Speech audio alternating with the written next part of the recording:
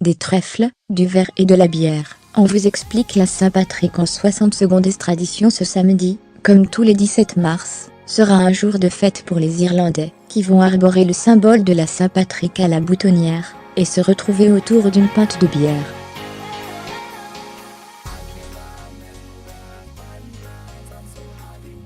Cette marée verte dépasse aujourd'hui largement les frontières du pays. Mais au fait, que fêter en vraiment point d'interrogation levé, son verre pour la Saint-Patrick est devenu une tradition.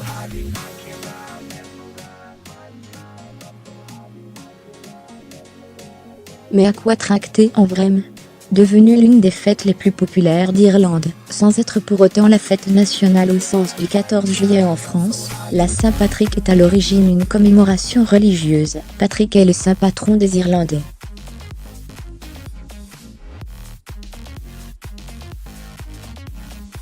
Lorsqu'il a évangélisé le pays au 5e siècle, il se serait servi d'un trèfle pour expliquer le principe de la Sainte Trinité.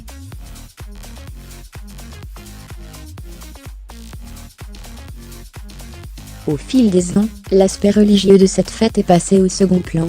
Et aujourd'hui, cette dernière dépasse largement les frontières de l'Irlande.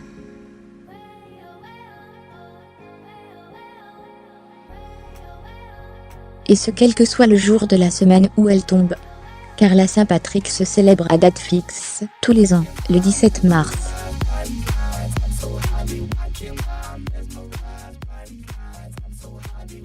Célébrée à Paris, et dans le monde entier, des parades, des bals, et des dégustations culinaires ont notamment lieu chaque année pour l'occasion.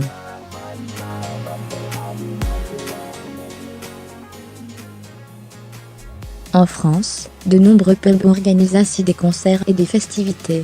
À Paris, où le Centre culturel irlandais organise un Saint-Patrick Family Day, on peut par exemple citer l'Aux Olivants dans le 18e arrondissement, la Taverne de Cluny, 5e, ou encore le Celtic Corner Pub, 15e.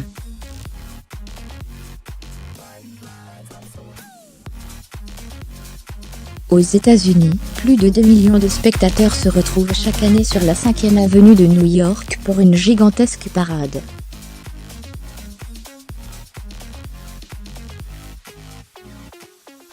Quant à la folie du verre de rigueur ce jour-là, elle ne se limite pas aux chapeaux et vêtements.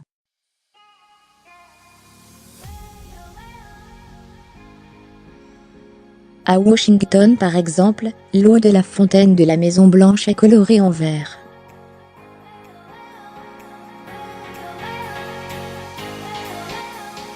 La rédaction de Le s'y mit à jour, créée, tweetée.